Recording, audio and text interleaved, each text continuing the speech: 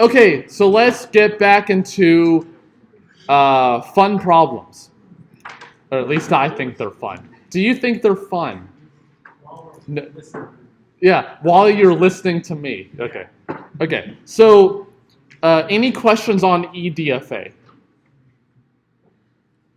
Okay, so let's actually get to the problem that we really care about, or at least I care about, which is we have two different possible solutions for a given language, and I want to figure out whether they have the same language. So you can think of this like we're trying to build up to Turing machines. So think of like in a 110, for example, where it's like intro programming.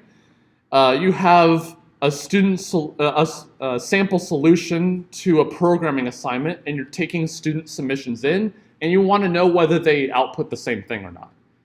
And you want to know if they do the exact same behavior. They're obviously not going to be built the same way, but you want to know if they're the same. So think of this as like a stepping stone to try to get to that by starting out with a simple model and then working our way up. Okay, so we're going to look at this problem called EQ DFA. And then the EQ stands for not equalizer, but equivalence. That's for you music folks out there. So EQ DFA, we're trying to figure out whether two given DFAs have the same language. So the strings in here are going to not be encodings of just one machine, but encodings of two machines, because I want to know if two machines have the same language. So what does it look like? It looks like M1, comma M2. So encodings of two machines where M1 and M2 are DFAs, and they have the same language. So L of M1 equals L of M2. And we want, if this problem is decidable, then awesome. Then we can actually really solve this problem. So here's a strategy that won't work, although you can show it does by using pumping lemma type stuff. Start with the strings of length 0, 1, 2, 3, etc., and then test both DFAs on each of those strings. If at any point the two DFAs differ in the answer, then they can't have the same language. If they both accept the string, then that's okay. If they both don't accept it, then that's okay too. But if one accepts and the other one does not accept, then obviously they don't have the same language for that reason. Well, as we can kind of see, that approach would take forever because there are infinitely many strings. Okay, well, maybe if we can characterize what the strings possibly might be where there is a difference between them, then maybe we can try to work with those. The ones that are in agreement, then we don't really care about those. Do you have a question? Yeah. There's only, like, there are infinitely many DFAs, but only one minimal DFA for each. Correct. Mm-hmm. So what if we reduce both the DFAs to a single minimal DFA? Yeah, so that would actually a different approach to this same problem. Yes, so that would actually work. But then you would need to be able to prove that there is a unique minimal DFA, and we haven't proved that. So, but if you could, then yeah, that would be a different approach, and it would be completely valid because that approach takes finite time. But we're going to look at it from a different approach that doesn't assume any other knowledge. Okay, so if we can characterize the strings that possibly might be in the bad strings, as I call them, where one machine says yes and the other one says no, then if we can characterize those and maybe describe that like a DFA, then maybe we can get somewhere. Okay, great. So the way that I usually like teaching this particular problem is doing a Venn diagram. So let's just say we have a Venn diagram that looks like this. Man, that was a terrible circle. I'm a mathematician. I should be able to do circles better than this. Okay. Still terrible, but let's go anyway. So let's say that the circle on the left is the language of M1, and the circle on the right is the language of M2. Okay? So I'm just drawing this as to say there's some agreement, but there are strings that are in disagreement. It could be that they have the same language, or it could be that they're completely disjoint. There's nothing in common. Well, let's see. Well, where in this Venn diagram are the strings that are in disagreement, that are the bad strings? Where are they? Ah, it's the ones, well, the ones outside the Venn diagram, both machines say no on those, so we don't care about those. The ones in the intersection of the two circles, those ones are in agreement too, because both machines say yes on those. So I think the ones that are in disagreement are the ones in these shaded regions here. So here are all the strings where one machine says yes and the other one says no. Okay? Does that make sense? Okay. So if we can make a DFA that accepts these strings in the shaded regions, the bad strings, then could we use our emptiness check? Well, if we make this a DFA for these bad strings, and we ran the emptiness check on it and found out that there are no bad strings like this, what do we know about the two languages? They're the same because there are no disagreeing strings. Well, then, if the disagreeing strings language is not empty, then these two languages are different. So there is some something in the shaded region here. Okay, great. So this is the L of M1 is the entire circle. Well, how can I describe the shaded region over here? Yeah, go ahead. I have a question real quick. Yeah. Wouldn't it be easier to run the same emptiness test on the intersection instead of doing in that area? The problem would be, so that would do a test for if there's nothing in common whatsoever. That's what we're trying to do. But the problem is there could be some overlap, but we're trying to test if they overlap completely, if they agree on every string. So if they agree on some and not others, then we want to say no on that, on those two DFAs that were provided. So you're right. If we were trying to test disjoint, that would be a way to test disjoint. But we're trying to test emptiness here. We're trying to test equality. They have the exact same language. They agree on the exact same strings. Okay, so how would I describe this shaded region on the left? Well, these strings are definitely in L of M1 because it's inside the circle of L of M1. Okay? We're trying to describe it as in set notation here. Well, in the shaded region on the left, what can we know about these strings other than the fact that they're in L of M1? They're not in L of M2. So let's see. They are in L of M1 and they're not in L of M2. How can I write that in set notation? L of M1 and not L of M2. What is and in set notation? It starts with inter and ends with section.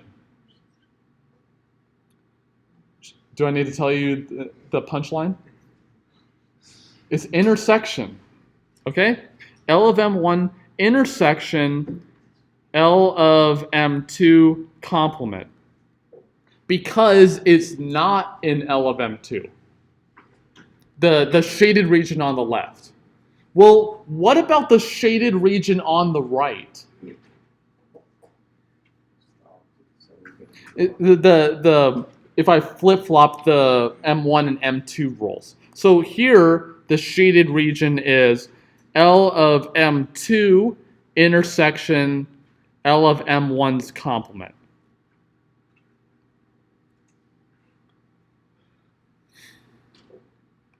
Well, let's see. How can we check if there's no string in either one of these two sections?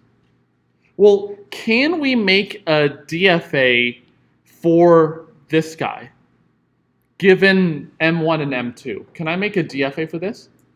Yeah, why? It's language Yeah, so we have the closure under complement and the closure under intersection for regular languages. Awesome. Well, can I make one for this one too? Yeah, the same idea. Okay, great. So on input M1, M2, where M1, M2 are DFAs.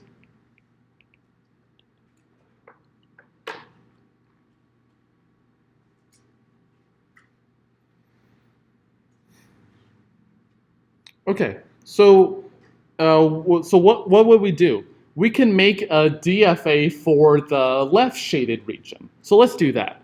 So construct a DFA, I'm going to call it L for the left side, with language L of M1 intersection L of M2 complement. And of course, this is using product construction.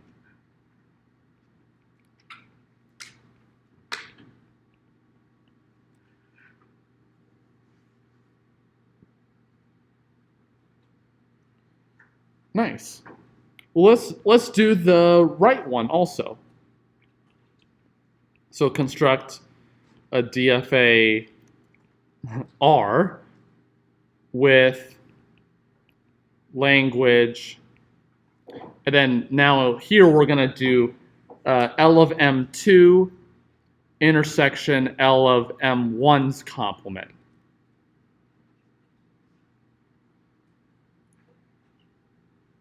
And what did we want to know about these shady regions?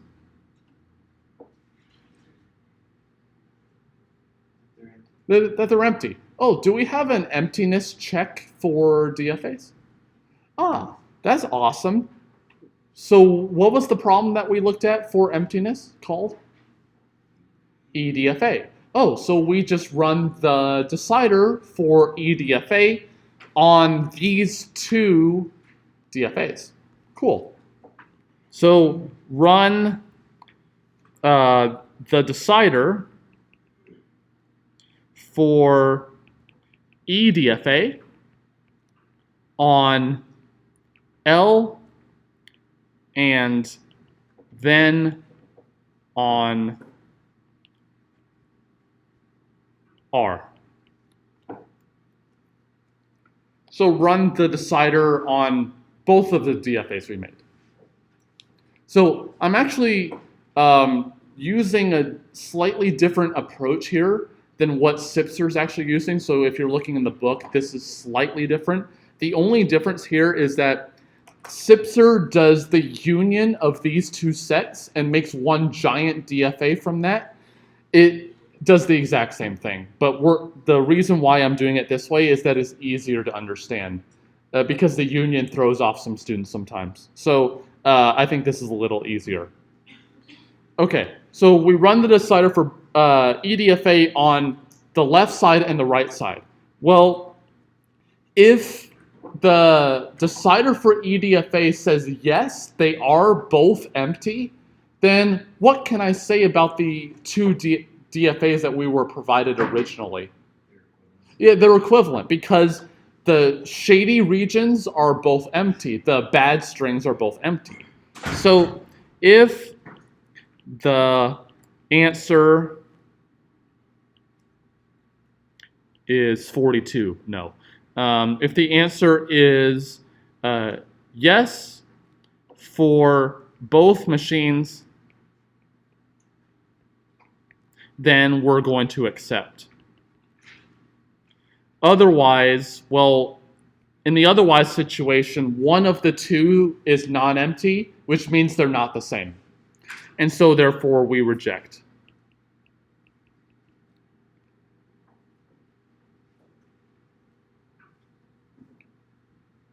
Okay, any questions on how that actually works? So the key idea that, you could analyze this, this machine that we made, but the key idea here is that we're reducing this problem of testing for equality to testing emptiness of the bad strings. So if you have a problem where you are trying to figure out whether there are no bad events, like no bad strings are accepted, just make the same model for those strings and test for emptiness. And then you're all set. The problem is some models have the emptiness problem not decidable. So is the equality problem for DFAs decidable? Yeah, well, the product construction, so steps 1 and 2, combined with the complement thing, those take a finite amount of time because it's just the product construction. And step 3 takes finite time because there's a decider for it. And step 4 obviously takes finite time too. Oh, wait, so therefore, what can we say about EQ DFA? It's decidable. Cool.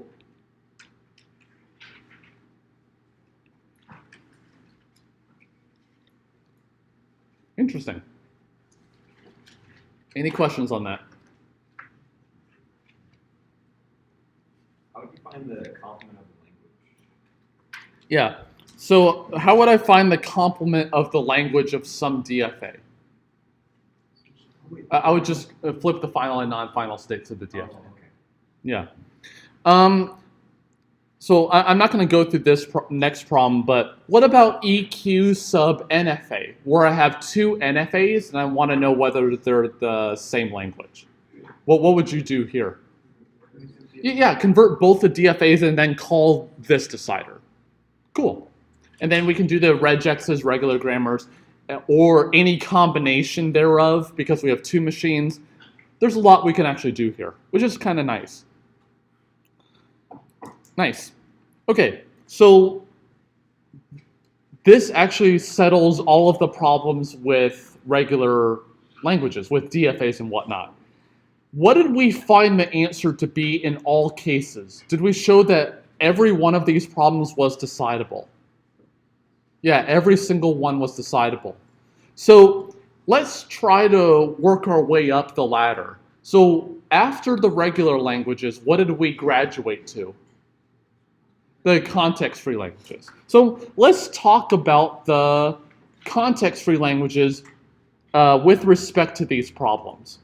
So the first problem we talked with DFAs was called what? What was the very first one? When we did this decidable stuff, what was the first problem? Yeah, ADFA. So let's talk about the acceptance problem for context-free grammars, for example. So let's talk about A sub CFG.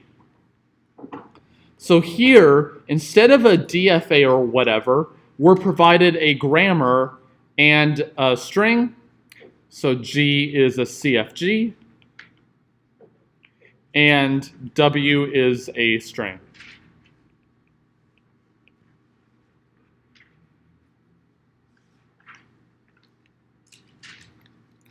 Well, this sounds a little harder because for even applying the first rule, we may have multiple ways of applying the first rule.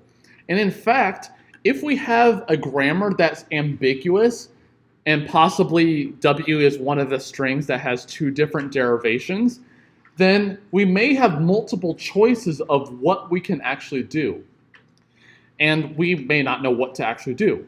And one of the additional issues is you may think, okay, Well, maybe we can just find a grammar with the same language that is unambiguous, and then maybe we can try to explore the parse tree or something. We can try doing that. The problem is that there are languages that are called inherently ambiguous, meaning that there's no unambiguous grammar for them. So we're kind of stuck here. It seems like a CFG is a lot harder to work with. Is there some kind of form that grammars have that makes this easier? CNF. Why is CNF a lot easier here? Well, the structure's obviously easier, but look at a rule in CNF. Say we're replacing one variable with two. What do we know about these two variables on the right side? Can they generate the empty string? No. So that implies that each one of these two variables must make something of the string. But let's think about this even further. What are the rules that convert variables into terminals? What are the rules in CNF that allow us to do this? Well, the only one that we're allowed is a variable is replaced by a single terminal. Well, let's see what actually happens. Well, here's a derivation of the string. Start with the start variable, then apply rule to make two variables, then apply rule to one of them to make three variables total, and then apply a rule to make four variables total, etc., until I have all of the variables that I need, which is the length of the input W here. And then I convert each one of those variables in turn to a terminal. Well, let's see what happens. So let's suppose that the length of W that we're given is n characters. Well, how did we actually generate this string, possibly? Well, we always have to start with the start variable. Then we make two variables, A, B, and then we apply a rule to one of them, let's say A, to make C, D, B, etc., until we have n variables. So let's call them x1, x2, up to xn. And then we're going to convert each one of these variables to a single terminal because that's all that is allowed in CNF. So let's say x1 is converted to the first character of W and the other ones are left unchanged. And then one additional application, let's say to x2, will give us W2, x3 up to xn. And then you can see we're just replacing one of the variables at a time to a character of W, because those are the only types of rules in CNF that we're allowed to use. So at some point, we're going to have all the characters of W.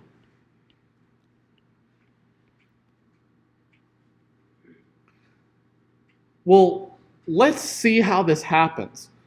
We started with one variable, and we ended up at how many variables before we started converting them to terminals? How many variables do we have? N of them. So if we started at 1, we always add one more until we get to n. Wait a second, how many steps must that take then? If we start at 1 and we add 1 every single time, not plus 1 and minus 1, because we start at 1. So after one application, we have 2, so minus 1. So this part right here takes n minus 1 rule applications. Well, so that's characterized. That's good. It takes n minus 1 steps to get to all variables here. Well, what about the steps? How many steps does it take to convert the all variables to all terminals?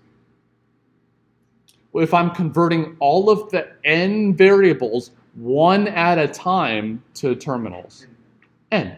So the last part takes n rule applications.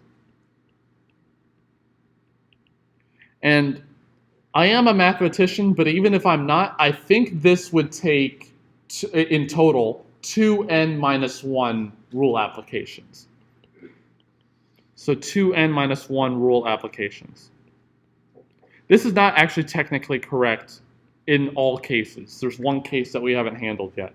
But pretty much this will always hold. But is this the only possible way to derive this string? Or could we have derived it a different way? Yeah. What if instead I made the one S at the front and then I applied the rule to get AB, but then I converted A to a terminal and left B alone and then worked with B after that? Could I have done it in that order if A was allowed us to convert it to W1? Yeah, I'm allowed to do that. So I could have arranged these rules in any order because it's a context-free grammar. It doesn't matter what variable I work with first. I can work with them in any order that I want to. But because the grammar is in CNF, these are the only ways up to rearranging them that I can derive this string, because there's no other rule types here. Okay, so every single string with a grammar in CNF must take 2n minus 1 rule applications. Is that always true? What if we have the empty string? What is the length of the empty string? 0. Does that take 2 times 0 minus 1 equals minus 1 rule applications? No. What about strings of length 1? Or bigger? Well, what is 2 times 1 minus 1? 1. So if I wanted to get a single terminal, is there any way other than applying a single rule? In fact, there's no other way. So if we have the empty string, then we have to do something different with that. Otherwise, then we got to do this 2n minus 1 business. But here's the thing. Do I know what rules to apply? I know how many to apply, but do I know which ones to apply necessarily? No, because it's just variables. So what do? Try all of them. All possible ways of choosing 2n minus 1 rule applications. Any of them, in all of them. Just try all of them. If any of them work, great, we just found a way to derive the string. If none of them work, then there's no way. Interesting. So let's try this. So on input, a grammar and a W in a input W where G is a CFG and W a string.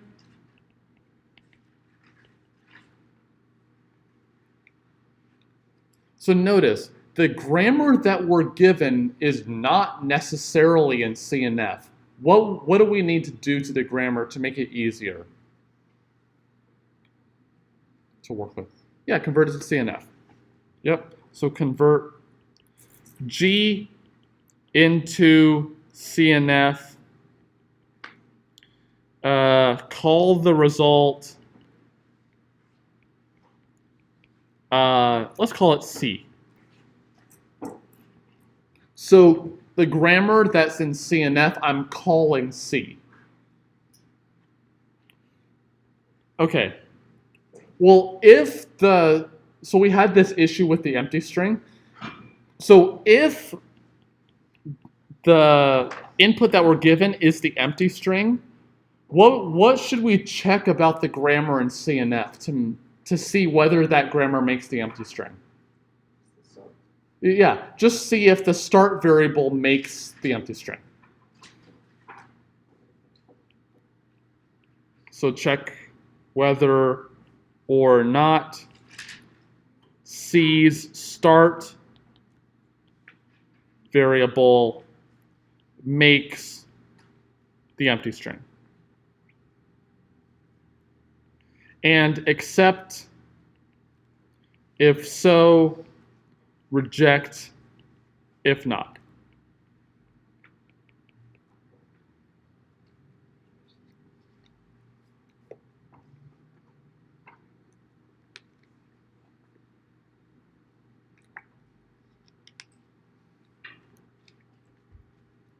So, because the only way to get the empty string is with the start variable. That's the only way we can get it.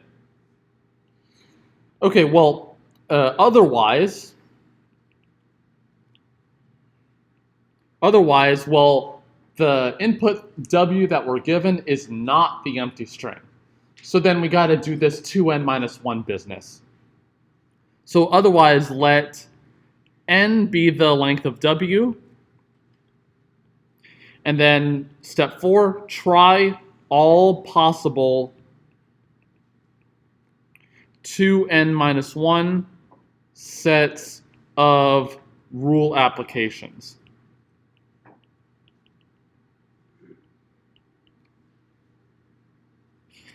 If any derive W, the input that we're given, then we should say accept, because there's a way to make the way for the grammar to derive that string. And then otherwise reject, because there's no way to derive W, so therefore the grammar can't generate that string. Okay?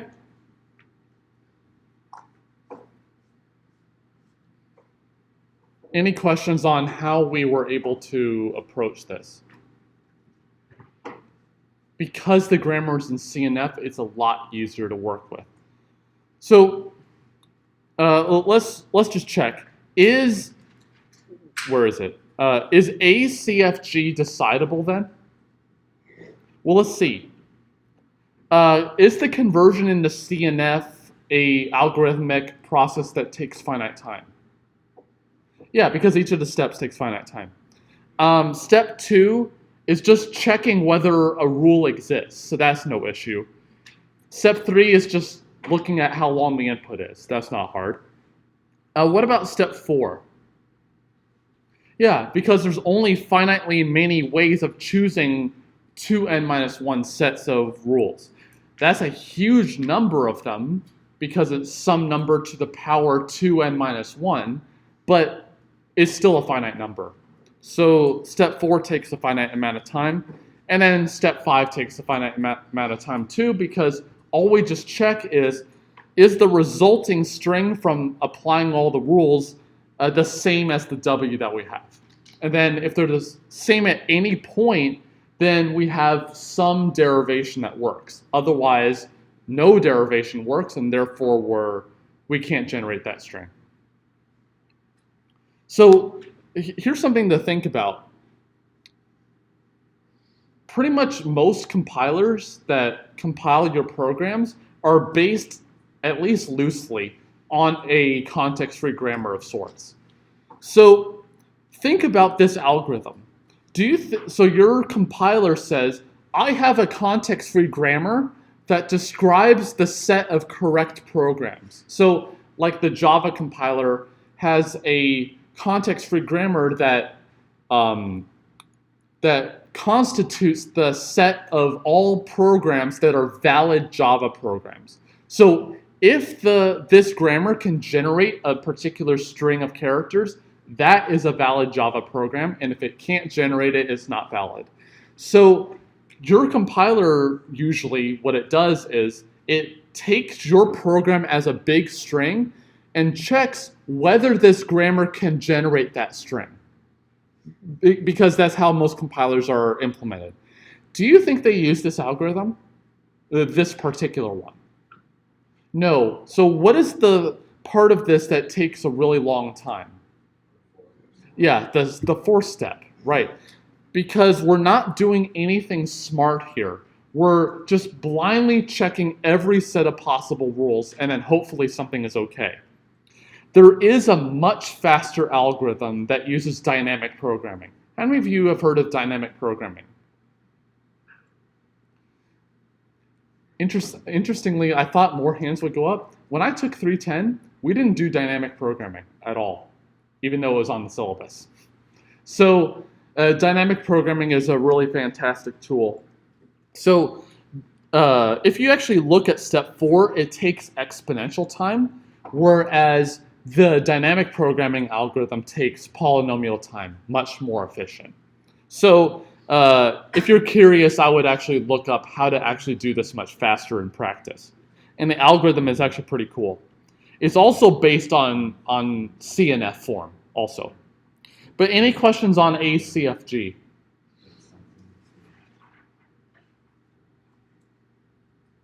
Okay, so let's talk about, well, what about a PDA? I'm not going to go into it, but what about the same problem but for PDAs? Is that one decidable too? More people should say yes or no, or hopefully not maybe. Is a PDA also decidable? Yeah, because why? Yeah, I can just convert the PDA to a CFG and then feed the CFG into this thing. Cool. Yeah. Are we going to do examples of these, or just we need to understand the high level? What do you mean by examples? Like, are we going to actually do use these, apply it to an example or something, or? So we're gonna use these to figure out which models have decidable problems, the things that actually can be computed on an actual computer, and ones that can't. The regular languages, every problem we threw at it was decidable. It turns out with context-free grammars and PDAs and whatnot, some problems are not decidable. This one is, but we'll find out that some are not. Other questions? Yeah. So it's really not try all 2n minus 1, it's try all like x to the 2n minus 1. Yeah, so the issue, so this is actually an implementation detail, which is, well, each variable may have a different number of rules that it can apply. So the problem here is, okay, I'm at the start variable, I know the number of rules that I can apply right here. Well, if I apply this one right here, I may have a different number of rule applications I can apply right now compared to if I choose this other rule first, because they have different variables. So it's not a fixed number to a certain power, it's more of a dynamic process. I apply this rule, then see how many things I can do. One way you can upper bound how long it takes is take the largest number of rules on the right-hand side of some variable, and then it's that number to the power 2n minus 1, because it can't be longer than that. It could be shorter, because some variables might not have as many rules associated with it, but it's an upper bound for sure. Other questions? Okay, so let's do one more. Hopefully we can knock this one in. So the next one we're going to look at is the emptiness problem for CFGs.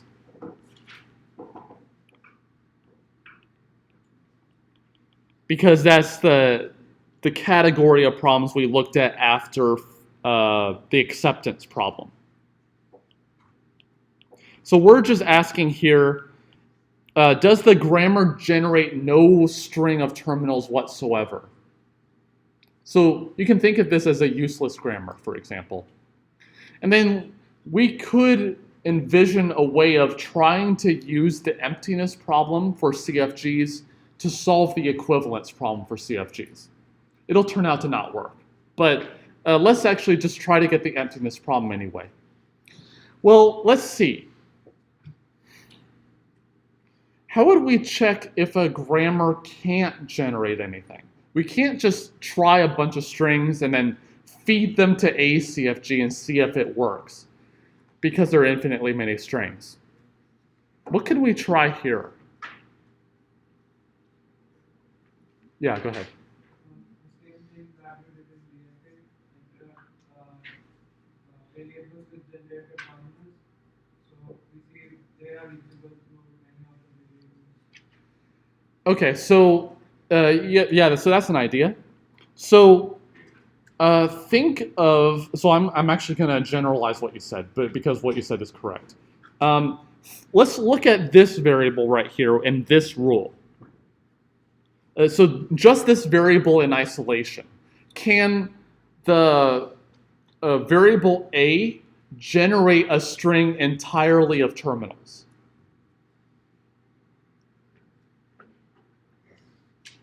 Yeah, because the rule has a set of terminals on the right side. What if I just had this instead? Well, no matter what rule I apply, I'm always going to have a variable sticking around. So let's see. If we do have an example of a variable like this one right here, where the right-hand side is entirely terminals only, then that variable must be able to generate a string of terminals by applying that rule. Well, what about variable? It couldn't. Siri can't figure out whether this variable can generate a string of terminals. What hope do we have? But anyway, so A can generate a string full of terminals. What about B, the variable B? Can it generate a string entirely of terminals?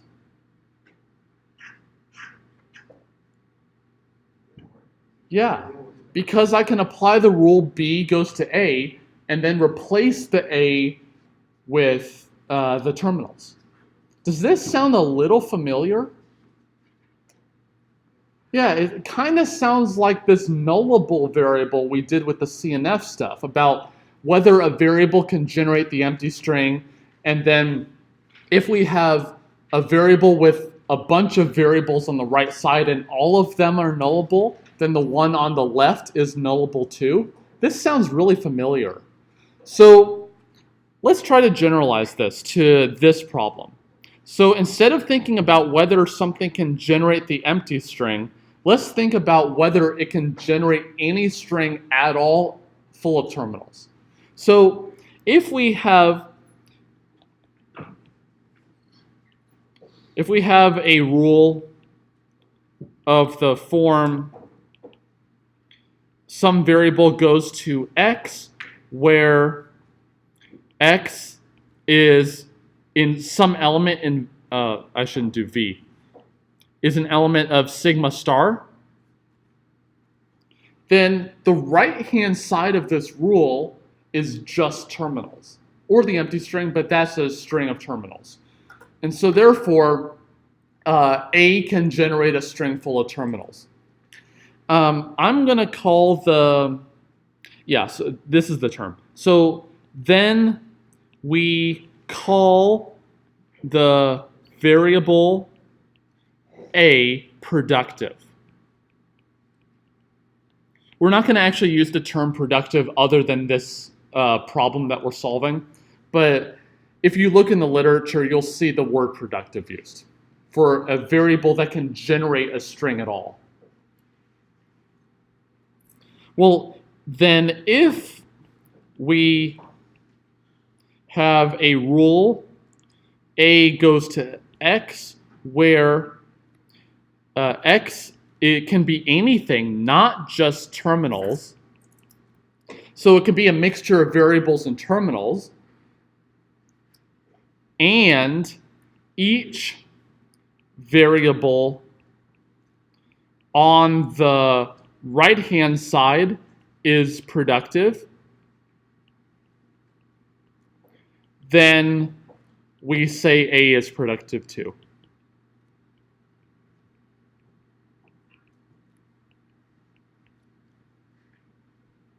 So it's kind of like the nullable stuff, where we start with the smallest base case, whether a variable can make the empty string directly via a rule. And then we go to the inductive case where we have a variable making a bunch of variables and each one of them was nullable. Then we mark A as nullable. Here it's different because we don't care what string we generate as long as we can generate something. So then what we can say is, what can we say? If we have a rule where there's variables on the right-hand side, but there's also terminals on the right-hand side, we don't really care. As long as each one of the variables can make something, then we can make a string of terminals somehow. Okay, great.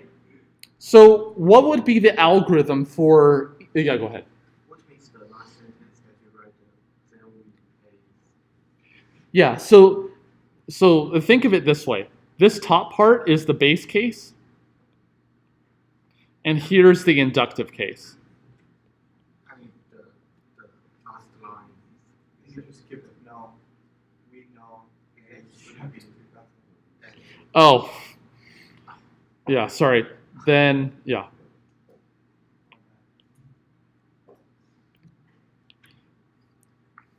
My English no good some days. Okay, yeah. So the first part to reiterate is where A can make a set of terminals directly, and then the second case is if there are variables on the right side, but each one of them is productive, then there is a way for the variable on the left to make something. Then the terminals are productive. What's that? The terminals Are. productive. We don't say terminals are productive, only variables are. It's just if we have terminals on the right side, then that doesn't hurt us in determining whether we can generate a string full of terminals. The only thing that are roadblocks here are the variables. But if we know that they're all productive at this point, then we can just say that the variable on the left is productive. Yeah. Is that the same problem in like 350 or compiler class where you have to figure out if it's generating or not? Yeah, it's the same problem. Okay, I'll see you all on Tuesday.